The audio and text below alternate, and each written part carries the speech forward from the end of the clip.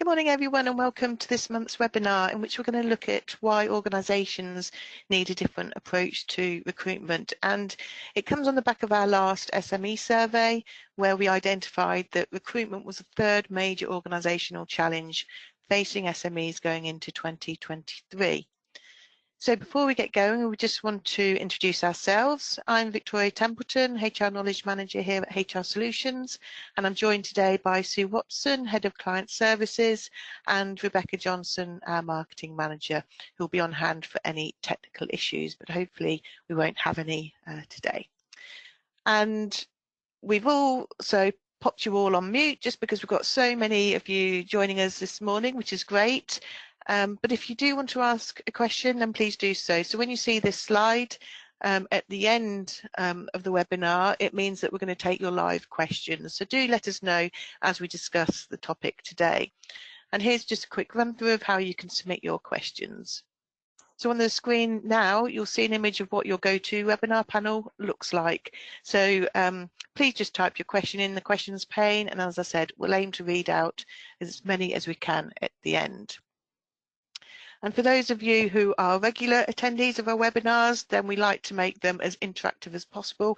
And today we have several polls, and it's really good because it gets an insight of what others are doing in the industry. So we're going to be running quite a lot. So just to say that if you are going to take part in the confidential poll, just make sure that you're not in the full screen mode on your system, just because GoToWebinar only operates the polls in the non-full screen mode. So that leaves us to then get going on the webinar. And so what I thought we would do today is cover off the current recruitment challenge.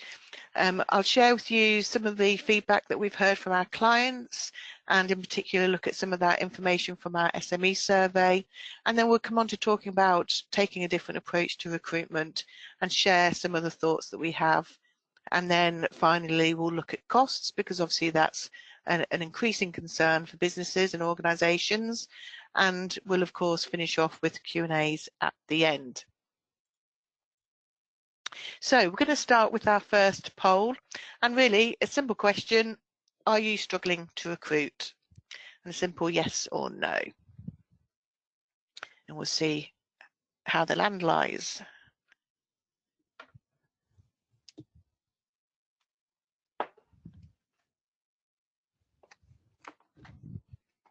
Okay, let's have a look at the polls. Okay. We'll keep it open a little bit longer, shall we? Yeah. Yeah.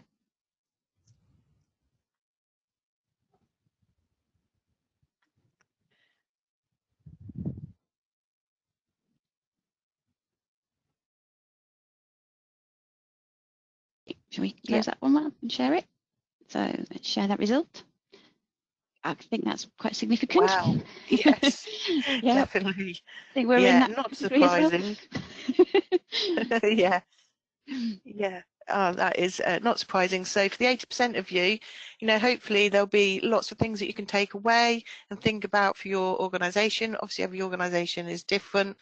Obviously, for those 20% of you, obviously still lots of things to take on board and perhaps even enhance your working practices in regards to recruitment. But yeah, so okay, so that's just a good starting point just to understand how we are all dealing with recruitment at the moment. So let's move on.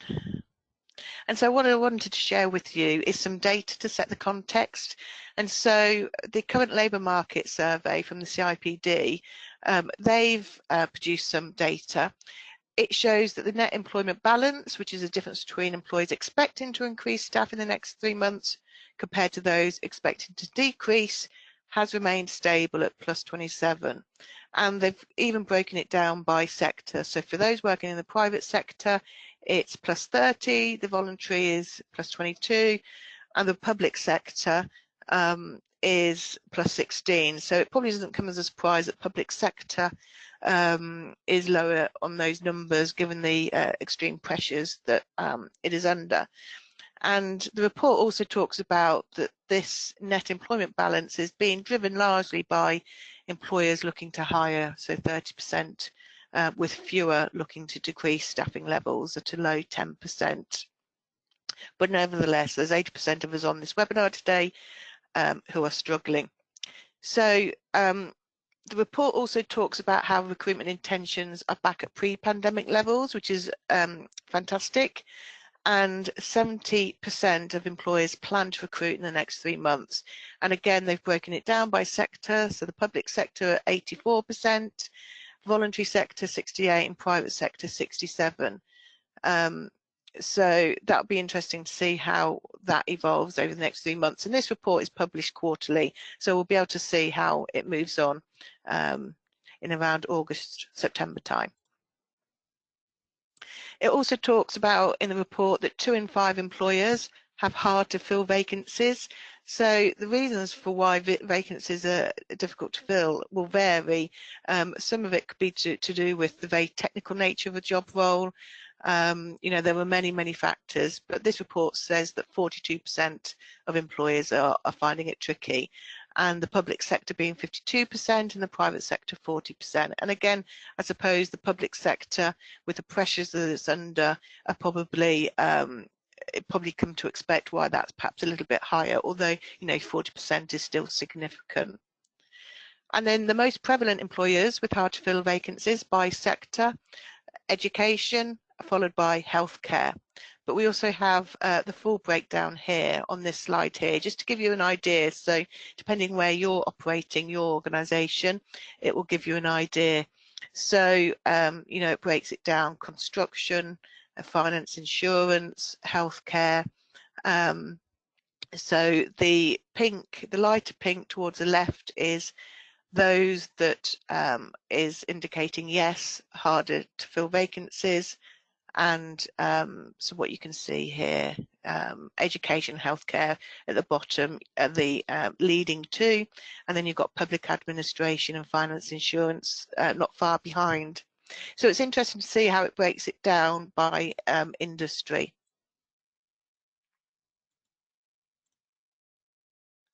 So in terms of the current climate, then as I said, it will differ for each business. Whilst we know generally throughout the UK, most if not all businesses have encountered difficulties, and each business will have its own circumstance that will affect the recruitment to different extents. For example, time to hire. So for you, is it taking the business longer to fill vacancies? Are the costs surging? Because obviously with the cost of living crisis, the whole costs associated to advertising, sourcing, obviously that's going to bring a lot of challenge to organisations as to the extent they can go out and recruit, or even skill shortages. So we know more recently some sectors have been experiencing significant skill shortages following, for example, the changes to the UK immigration rules with the ending of free movement. So naturally that provides organisations with a smaller candidate pool, such as those as hospitality, health and social care, that tend to rely on EU nationals to support their resource. So some sectors are seeing that skill shortage. And then of course on the back of the pandemic, we're seeing a rise in remote working. And obviously that can't be supported by every organisation, and consequently there will be some organisations that can't compete with others because perhaps the nature of the role doesn't support or allow that remote working, but it is certainly taking off. And even now in the news we're hearing a lot about 4-day working. So how we go about operating our business and organisation is changing. And that just might make it difficult for employers to keep up and compete with others. And the number of available candidates. So as I said, the employment context in which we're operating is considerably different to pre-pandemic. So for many organisations, they either don't have enough candidates because perhaps people are choosing to stay with their employer because of that job security, you know, the cost of living crisis, they need that stability. Or where there are people looking for jobs, they're likely to be looking for better pay and benefits because of the cost of living crisis. So, and consequently that means employers perhaps are struggling to meet the pay demands of candidates. So there are many, many challenges in the recruitment market, and obviously it'll be very specific to each organisation. So this leads us nicely on to the next poll, which is more really from your observation. For you and your organisation, what do you think is your biggest concern? And we'll see what people's thoughts are on this.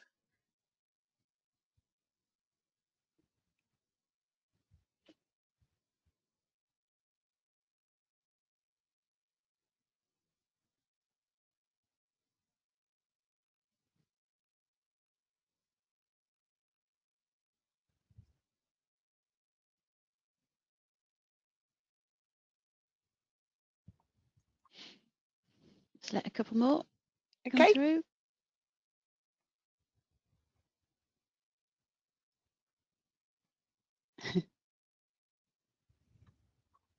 Okay, I'll close that now Yep. and share the results. Let's see. Oh, How are we doing with this then? So skill shortages, yeah, interesting, and be interesting as to which sector or industry those 43% fall, because clearly we know health and social care and hospitality are the biggest areas, but perhaps elsewhere is also impacted by skill shortages.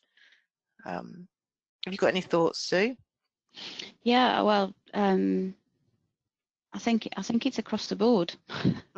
I think there are candidates out there that are applying for jobs that are perhaps outside their skill set.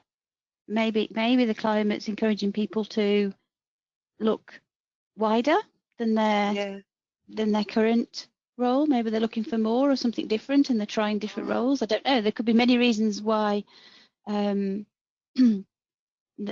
we've found, haven't we? There's a lot of candidates who don't have the basic skills required for the roles when they are technical roles, and it's quite interesting because I think, yeah, it seems to be a wider issue. And I think the Candidate rise of shortages. hybrid working, you know, obviously 11%, you know, still an issue, isn't it? But it's not relatively high. No, but yeah, candidate shortages, so that's probably aligned with the skill shortage. That there's a shortage of candidates who have the correct skills for the roles that we're looking to fill. yeah. So yeah. Oh, really useful stuff. Thank you for taking part in that poll. Like that. So moving on to the webinar, let's continue. So we wanted to share with you the report from what our clients say. So each year we run an SME business survey, and what we try and do is ask SME business owners across multiple industries their feedback around general business. And so one of the elements that we ask about is people management, but obviously we also ask about finances, business decision making, etc.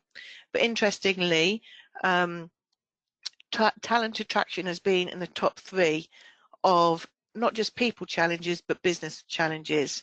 And as you can see in the statistics here, I've got the data from the last 3 reports. So obviously during the pandemic, 16% talent attraction was a challenge, but obviously now it's significantly gone up to 37, 33%.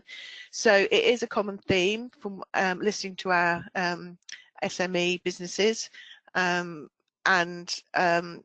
we also, as part of that SME survey, asked what they forecast to be their 3 major challenges to their business over the next 12 months. So this is a general business challenge. And from their feedback, they said 33% for recruiting staff. We also asked SMEs what will be the biggest impact on their decision making. And they said 70% of them said available finances. And then we also asked SMEs what they anticipated, and we go back to the question, to be the most important aspect of people management over the next 12 months.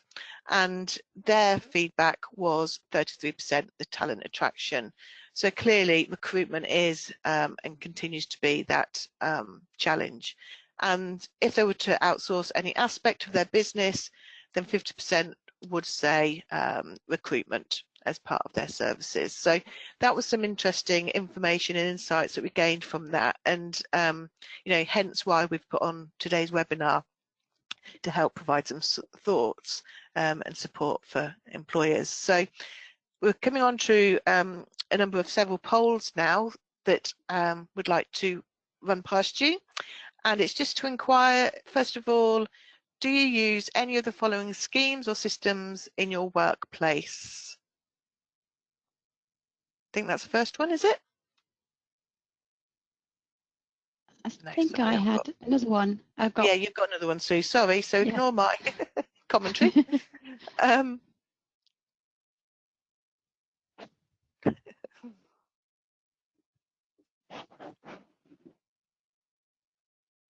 So these are your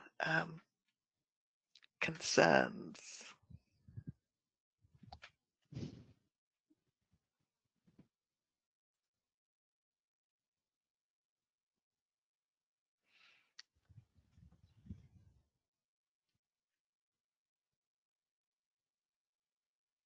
Okay, I'll close that one So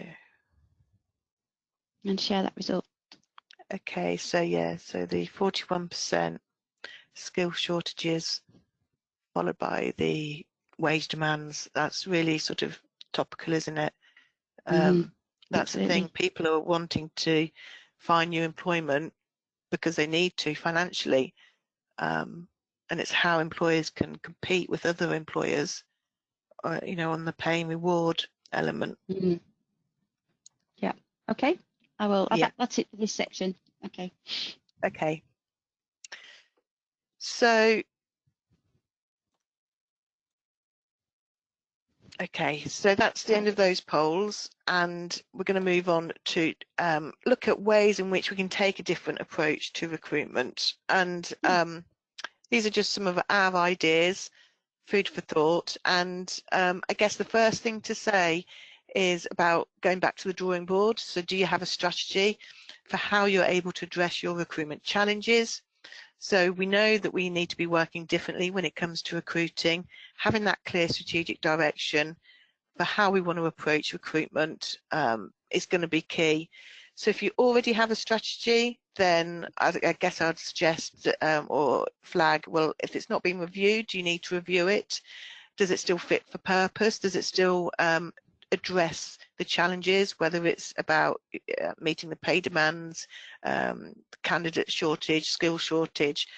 So take a look back and look over your strategy, or if you don't have one, then put a plan in place to how you're going to address your recruitment challenges.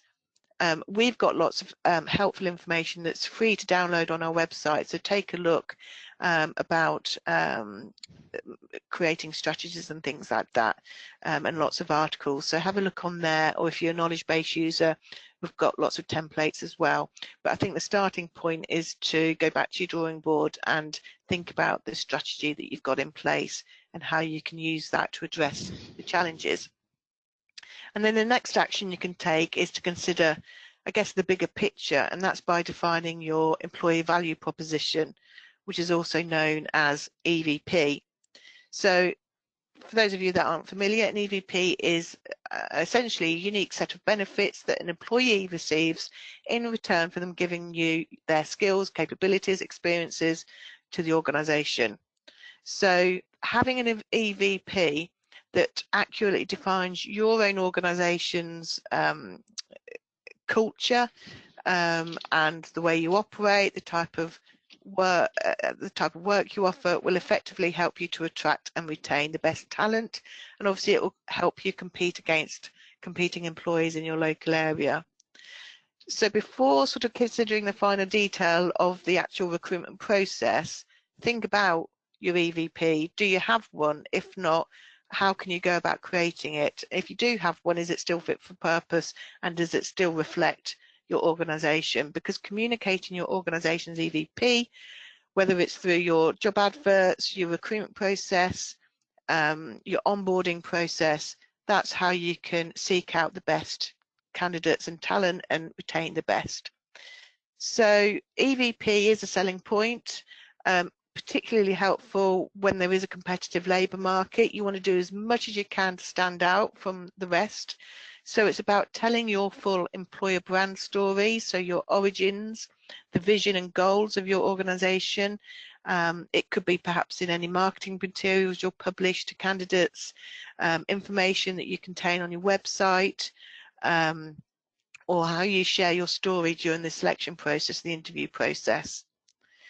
And it is also, as well, it's a selling point because it's about understanding why your organisation is unique. And once you've identified why you stand out from the rest, it's how you then communicate that. It's about showcasing why your organisation is that great place to work. And that's where you use your website. Social media is a massive tool for helping raise your brand, publicise career opportunities. And it's showing your work by giving candidates a real view of how creative, interesting or meaningful your work is, and it can resonate with the right candidates. And also the EVP is about defining a salary and rewards package for your organisation that is competitive, and then telling and communicating this to your candidates, as well as other opportunities in the organisation about your commitment to training and development. All of these things that you do that play a very positive part in your employee engagement, employee retention, you want to shout about, because you want to be drawing your candidates to your organisation for the things that you can offer. And remember, it's not always about money. Yes, we're in a cost of living and people are looking for employment to have that security and a good income, but it's the other things that you do as an organisation that are and can be equally important. And then another area to think about is investing in technology. By doing so, it's going to improve your chances of successfully recruiting top talent. So introducing technological solutions into your recruitment processes can streamline and automate your processes, and therefore give you the opportunity to reach a wider candidate pool. So if you can respond more quickly, more efficiently, and more directly to your candidates and reach a wider recruitment pool, you're more likely to be successful than those businesses that struggle and lag behind, that don't have the use of technology to manage their recruitment campaigns. So, for example, it may be you use an applicant tracking system, that can bring efficiencies to an organisation. Or you could even use AI, do I dare say it, to help brainstorm ideas for creating a job description. AI is the way of the future. They do say that you've got to be in it to win it, and you've got to just embrace it. And so, how can you utilise technology to put you one step ahead of your competitors? And on the AI piece, we're actually going to be running an additional webinar this month. So if you want to come along next week, I'll give you full details, but we're putting on another free webinar for everyone. So that'll look at the AI in employment. So technology is key, I would say. Another key factor is being an environment or an organisation that's driven by data in how you manage recruitment. We know data is fundamental to business operations anyway, because it can provide meaningful management information and then be used in your decision making regarding where improvements need to be made. So having recruitment data equally will give you the insights into where you need to stop, start, continue with things. Data gathered could be key recruitment measures and metrics, like your time to hire, cost per hire, the quality of candidates. So using management information can help identify where to put resource into improvements to help overcome those recruitment challenges. You might, for example, through data, identify that a particular agency isn't providing you with the volume and capabilities of candidates you need, or it might identify that you're spending too much with one agency and you can save through another.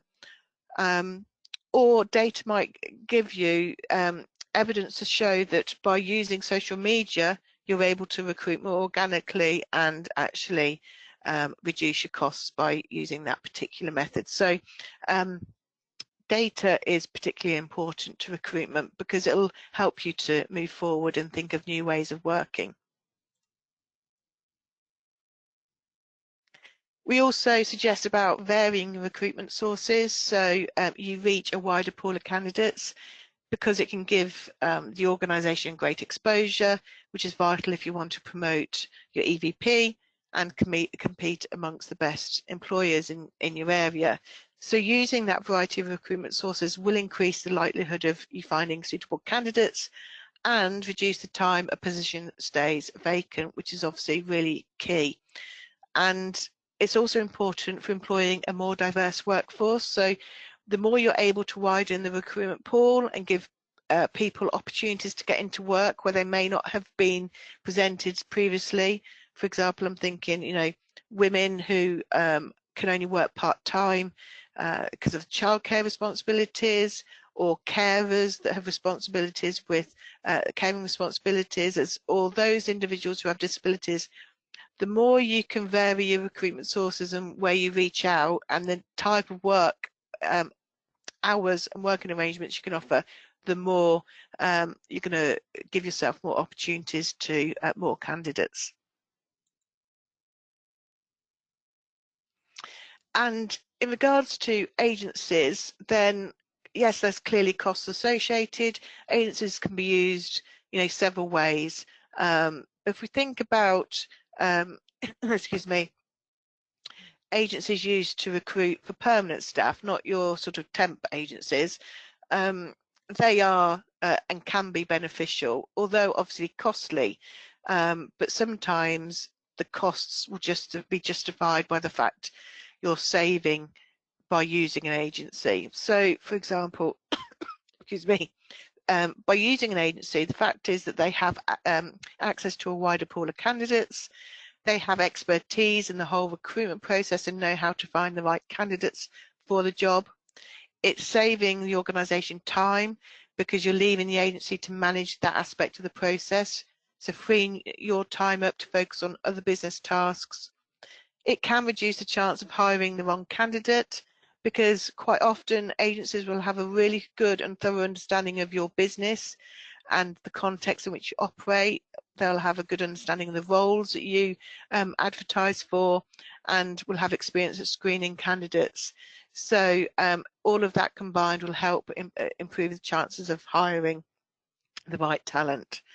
And in some cases, as I've mentioned a moment ago, it can be a cost saving.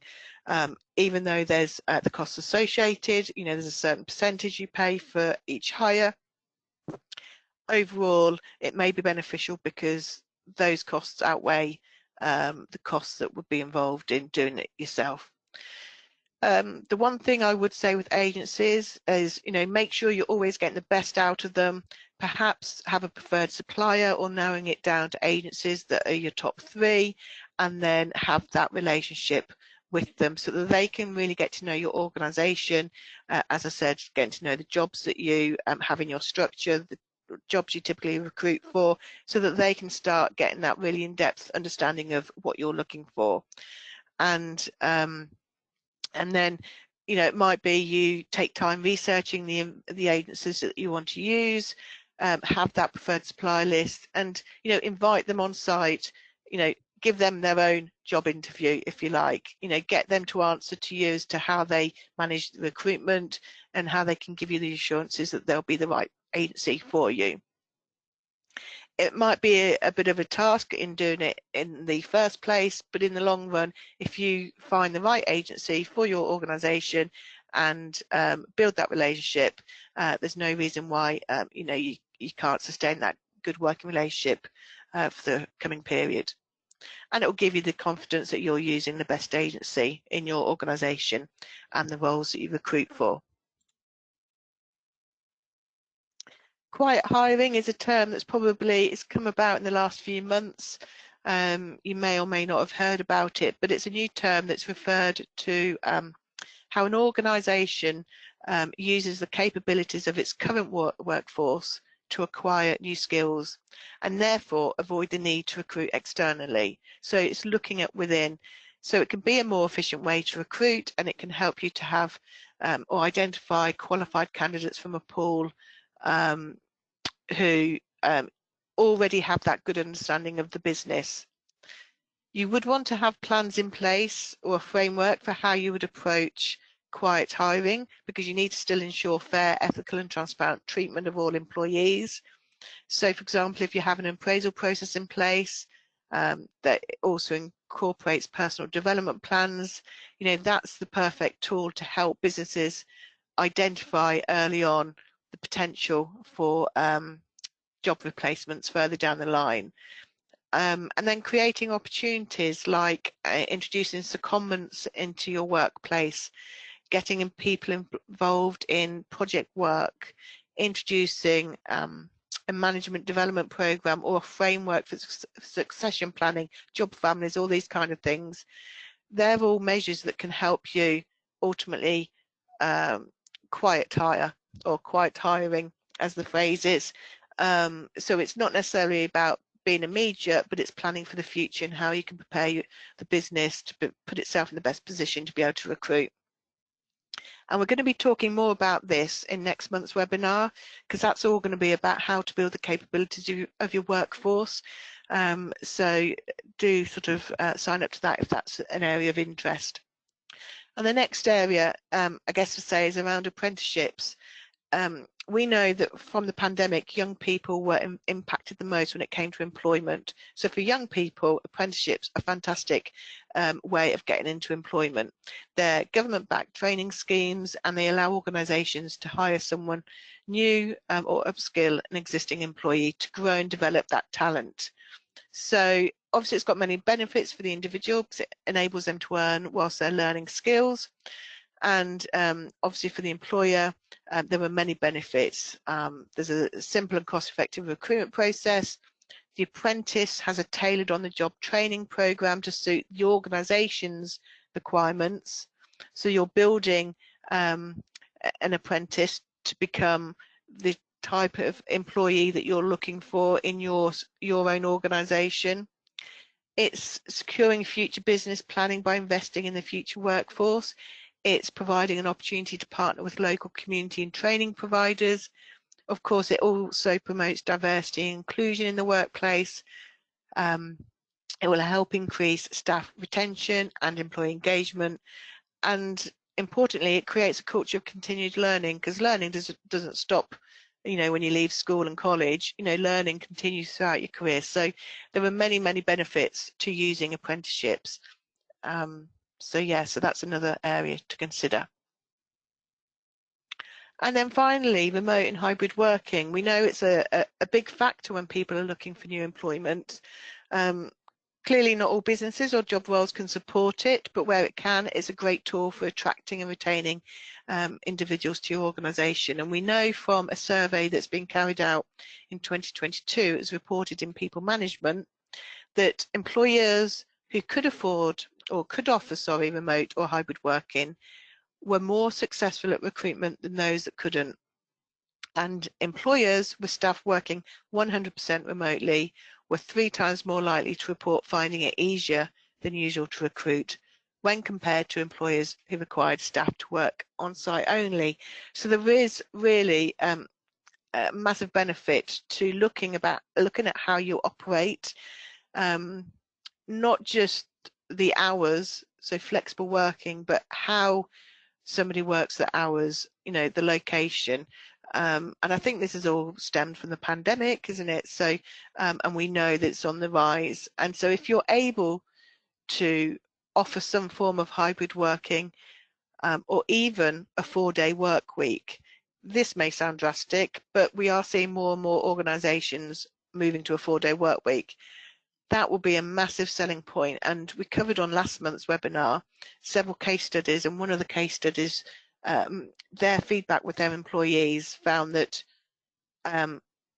if they were to interview or want to go and find another organisation in the future, it would have to be one that offered 4-day work. They would not contemplate going back to work in a 5-day week. So there's many things that you can think of in terms of the hours, whether it's the number of hours, where the hours are worked, the 4-day or 5-day week. but clearly there can be lots of benefits. And if you can be an organisation that offers one or all of those compared to your competitor that doesn't, then that's going to put you one step ahead. So we are moving on to the polls, and I think, Sue, this is where we've got a few in one go. I thought it was on the previous poll slide, so yeah, we've just slotted them in here for you. So we have got a few polls, but just before we do move on to those, yeah. just bearing in mind your last comments about the hybrid working and everything. This is some statistics landed in my inbox this morning that say that 9 in 10 employees say working from home is the most important benefit for improving happiness and productivity. Oh wow. And further, this is a major recruitment organisation that's done this survey, and the working from home flexibility is the most highly valued benefit, with 94% of those who receive it saying it increases their work productivity. Yeah. So I just had to feed that in because it kind of emphasises how the hybrid working and the flexible working is what people are putting as their priority. So if we are not addressing this where we can, obviously a lot of organisations and roles can't be worked with such flexibility, but where it's possible, it's highly valued and may help recruitment process.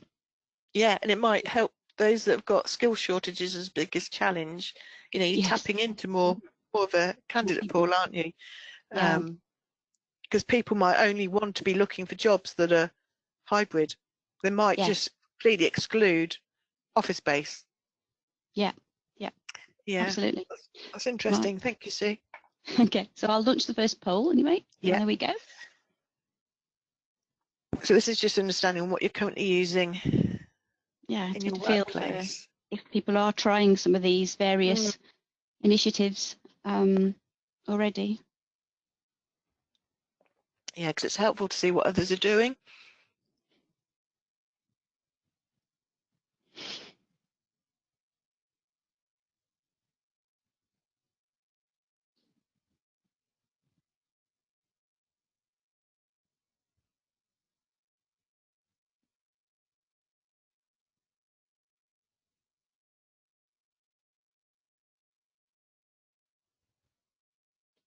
Okay, I'll close that one and share those results.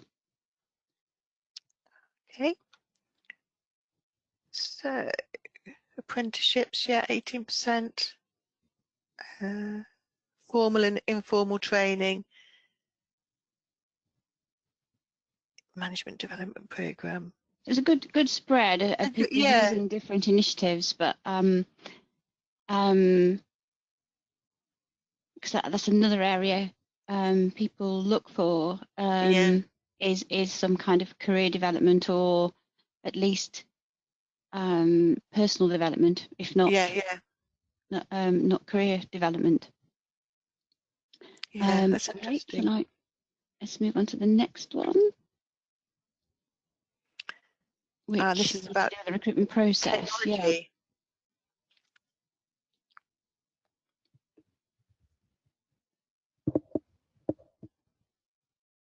It can really help, especially if you have several roles vacant and different recruiting managers. Yeah. Some of the especially if you've got systems. high volume of candidates coming through. Yes. Yeah. it just is. Yeah, I think a lot of people do use them. Okay, I'll close that one and share that one. Yeah, most do then, with 29% not. So it could be costs that could be the factor for that, or not necessarily aware of what's out there in the market. Or quite niche. But, some niche roles that only have a small number of candidates anyway, or maybe they have to use headhunting or other methods to kind of find who they need. Okay, so we'll load the next one. This is the EVP that you were talking about earlier. Oh yes. So until obviously I talked about it, I wondered if anybody knew, had heard the phrase before.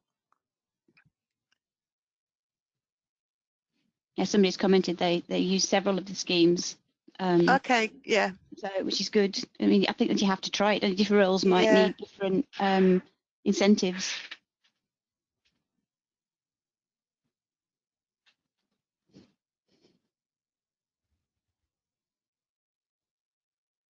Okay, I'll close that one and share those results. Yeah.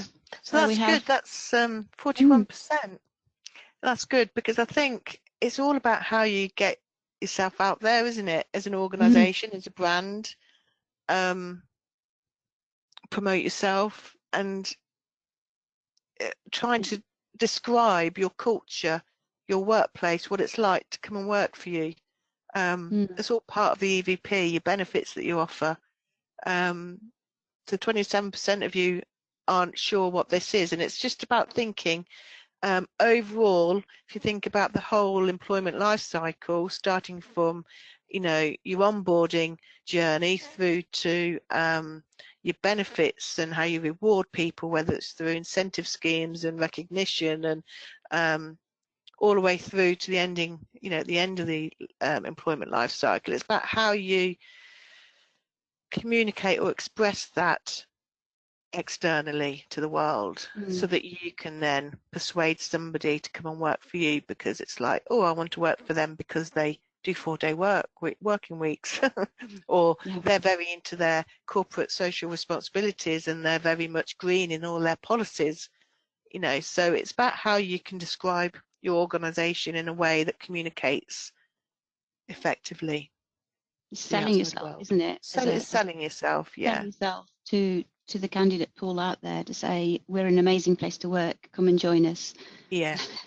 And that's why social media is so important, I think. Obviously, there's a lot of negatives with social media, but on the whole, using the right way and from a business perspective, yes, it can be a massive factor in how you can sell your EVP, your story. So I think the next question is around, if you have one, when was it last reviewed? Because it's actually, as the climate changes in which we are seeking people, and the business context changes, is changing constantly. Yeah. It is something you have to keep reviewing. Because people want different things out of employment now.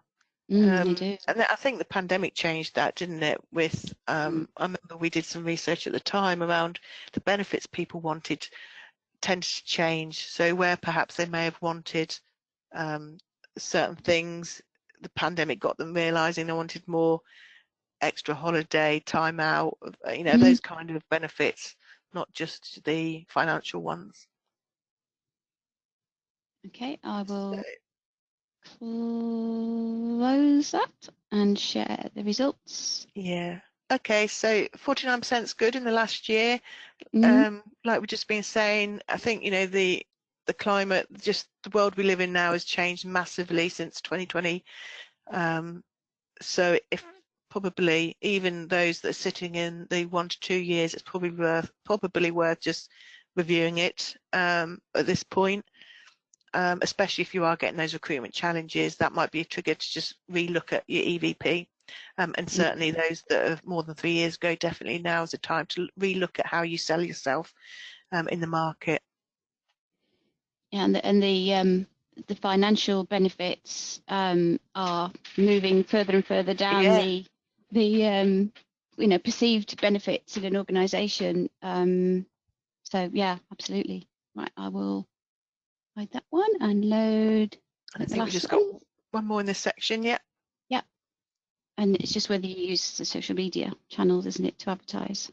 Yeah.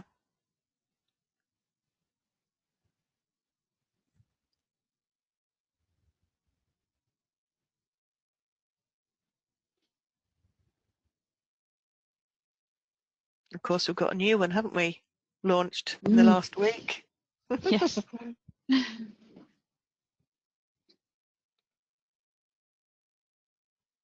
Something else that's an ever-changing face, isn't it? It is, yeah.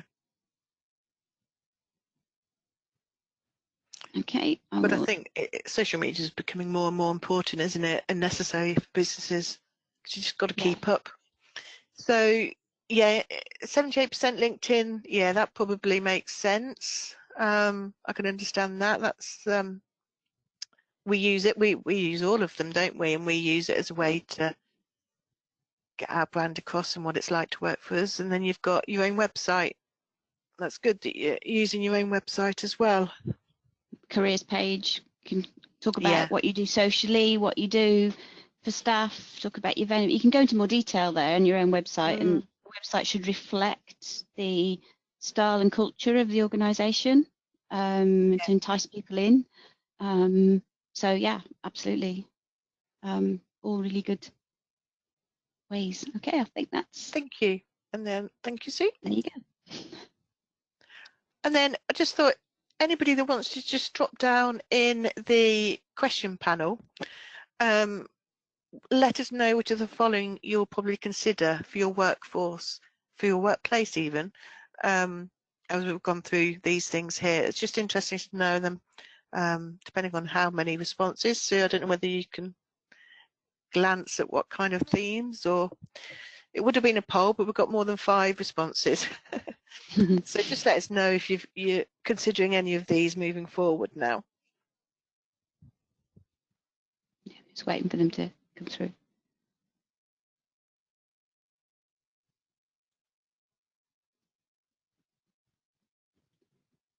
They're starting to come through now. We've got 4-day working week, reviewing strategy. Wow. Yeah. 4-day working week again. Hybrid. There's quite a lot on the reviewing the strategy and recruitment sources. Yeah. Also investing in tech. EVP, quiet hiring. Vary the recruitment sources. 4-day working week, quiet hiring. EVP, hybrid. Quiet hiring. EVP. Yeah. So there's quite a lot of food for thought, I think, there. Yeah. Lots of information there. A lot of strategy as well. Yeah. So yeah, do look out on the strategy in the 4-day week. We ran a webinar for those that couldn't attend it last month? I think it was last month, wasn't it? Mm-hmm. So we've got the recording on our website. If you want to go back and listen to that, we talk about, we give some examples and talk through case studies about how it's worked and the benefits, and some things to consider when you want to introduce it. So, you know, obviously you've got that to look back on just to find out how you can go about it. Clearly it's still a very popular thing. And then we've got lots of other information as well, like your strategy and stuff. But great, thank you. Okay. And then we're coming towards the end and taking some questions, and I just thought I'd jot down some further thoughts, you know, thinking about staff referral schemes, you know, so if colleagues can recommend somebody to come and join you, a day in the life of, so can you utilize social media to share this is part of the EVP, so perhaps interview somebody that works for your organization. You can either do it through a video or do it like as a written article on your website and social media, so where somebody talks about a day in the life of being, you know, HR knowledge manager, or, you know, what have you. Using things like on your website, meet the teams, so make it as interactive as possible. Any video you can do, obviously there's a cost with that, or just photos and some descriptions about your teams.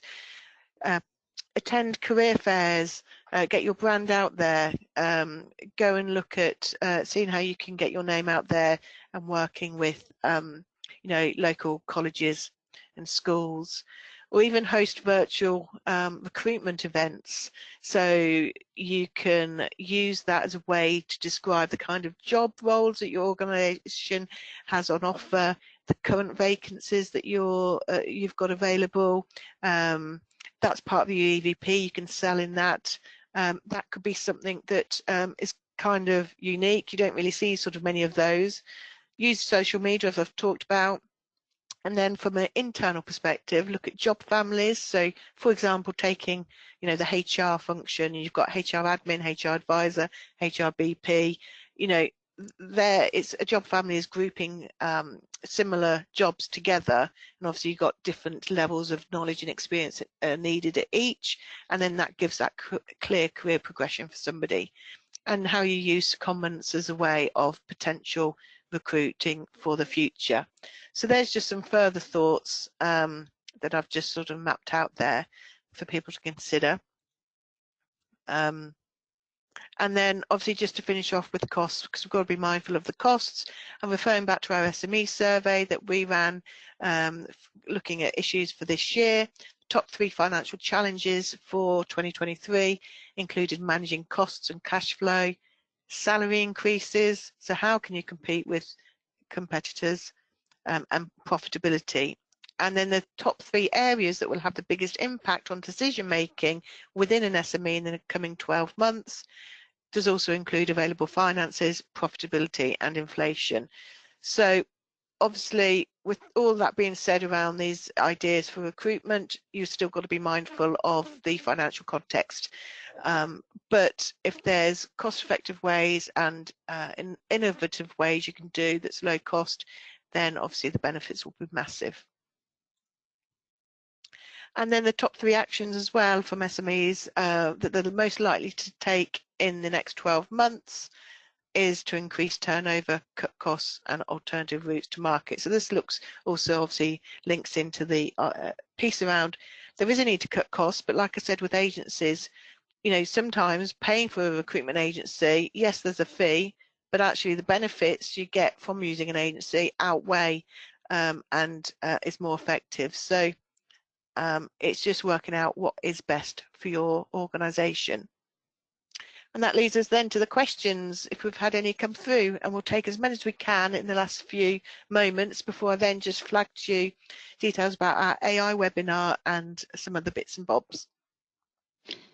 Hi, so there's a couple of things. One is to mention in the previous slide when we asked for some comments on initiatives that people were going to look at, somebody mentioned technology aspects, including ChatGPT and AI. So I just wanted to say we're going to be covering off AI in recruitment in our forthcoming webinar, and I think Rebecca's going to post a link to the registration for that if you're interested. So we are going to explore how you can use to your advantage AI in recruitment. It's absolutely another very hot area at the moment. You never know, we might have a play with it in the webinar. Depending how daring I feel with the technology, but yeah. And another one is more an observation and also a question is around, and we have experienced this ourselves, it's candidates not showing up to their booked interviews. They just don't attend and don't even make contact. I don't get that at all. And it is very, very frustrating. We've tried even, you know, they're asking if there's any way we can decrease how often it happens. We've even, for some clients who've had this challenge, we've been calling them the day before, late on the afternoon before the interview, to just check that they are still okay to attend, and they have. Still not attended, and we've even tried on the morning just sending out reminder interviews or links to the Teams interview if it's a Teams interview, just as a gentle reminder of the appointment. We followed up with any candidate that's not turned up just to check they're okay. So is everything okay? Hopefully, you know, we chase them straight away to see whether they've got stuck in traffic or anything, just to reassure them. You know, we'd be happy to see them. But we get no response. So yeah, I think I'm not sure. I don't know whether you have any ideas. I just don't get why people do that. But and it's hard. You know, there's a high candidate turnover as well in terms of, you know, you get a number of them through your process. You might be part of the way through the process, and all of a sudden they disappear because they've got another job or changed their mind, maybe. But it is a very difficult climate throughout, and I think you have to act really quickly if you find a really good candidate, because if you do find a good candidate, there's likely to be more than one person talking to them. So you need to get in first with a really good proposition that attracts them to choose you over somebody else. And but yeah, it's really, really hard. Somebody said that they're thinking about sharing interview questions with candidates prior to interviews, so they don't feel less anxious. And and it also gives them time to prepare. To give them Okay. a bit of an advantage. And I say we've tried encouraging them. We might say we actually explain how the interview will run Mm. beforehand. You know, we'll say, well, there will be some questions, there will be some technical questions, and we might say you might want to find out more about us, and you can send a link to your website and a part of the EVP, you know, and see whether they've actually looked. And some of the questions can be initially just talking to them. Oh, you know, did you have a look on the website? What did you think? You know, what is it that you like about us? And just exploring those questions initially can just help them relax. And before you get into all the technical stuff, we move the Mm. technical questions into the sort of middle of the interview, so that we've had a good time to talk to them about what they're good at talking about them, Yeah. about their CV, and so that, and we've found, you know, that several candidates have said to us, thank you so much for making me feel so comfortable. That was a really friendly interview. It was just like having a chat with a friend. Mm. And we've got everything we need out of that interview. You know, we know at the end of it whether they are technically sound for the roles we need. So there are definitely ways of approaching, and that's a good idea about some of the interview questions, asking Yeah. them to prepare and consider. So we will be exploring this with you. You may want to consider your response to some of these, at least to some of the questions, so that you do put them in a good place, because Yeah. they're very, very stressful, for everybody, really. No, and everybody, you want the best out of people. You know, you You want the do. person to be um, their best in that situation because, you know, you're wanting to recruit. um, yeah. Yeah, absolutely. So yes, I think that's all the comments and questions, Okay. and we've had quite a few adding on to the previous one where we asked for, you know, the initiatives and more for the EVP Mm. and hybrid and 4-day working and strategy. So yeah, Yeah. Brilliant. So thank you. let's just move on. So this slide is just to let you know how we can help support you with any recruitment. So we do fixed fee recruitment, and it's obviously a cost-effective way of looking to fill a vacancy for you. So it's that one fixed fee, regardless of the role and seniority. And as you can see on the slide here, these are the things that we can get involved and support you on. So yes, so if you do need any help, then you please do get in touch, and we can help support you on a recruitment campaign. And then we also offer training courses, of course. So management training courses are all here listed. And many of them count towards CPD. We also offer ILM level 3 and 5. So if there's anything that perhaps, obviously, thinking about training and upskilling your current workforce for the future, then anything that you feel that you can identify and you need help and support, then do let us know. And of course, we also offer health and safety training. So we're currently looking at some future dates, but we offer loads on fire, safety, food, mental health is always a well-received one. So have a think if there's anything that we can help you with, and let us know. And then talking about the webinars, so we are putting on the additional one next week on Wednesday between 2 and 3, and that's looking at the 10 key considerations when using AI in the workplace. And then back to our normal schedule for August, we're looking at how you can build skills and capabilities of your workforce. So obviously following on from this one. And then September's all about how to become an age-friendly employer. And then October, ready for some potential changes to immigration developments. We're going to look about what they are and how they can impact on employment. But also, if you've got any webinar suggestions, ideas, get in touch, because we're looking to pull the next schedule together, and would like to know kind of what it is that you'd like to find out a little bit more on. And then one final poll, and it's the one that if you would like us to follow up with you after today's event on any of our services, then do let us know and we can follow up with you after today.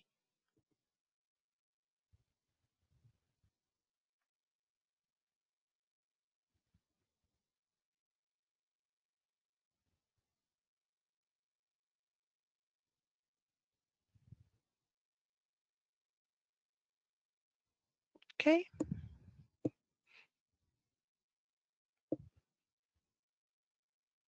Brilliant, thank you. And that just leaves me to say a huge thank you for everybody coming to our webinar this morning and listening. Hope to see you next week on our AI webinar and all our future scheduled ones. And thank you to Rebecca and Sue for helping out with polls, the questions and any technical issues. So thank you to everybody and hope to see you soon. Thank you. Thank you. Thank you.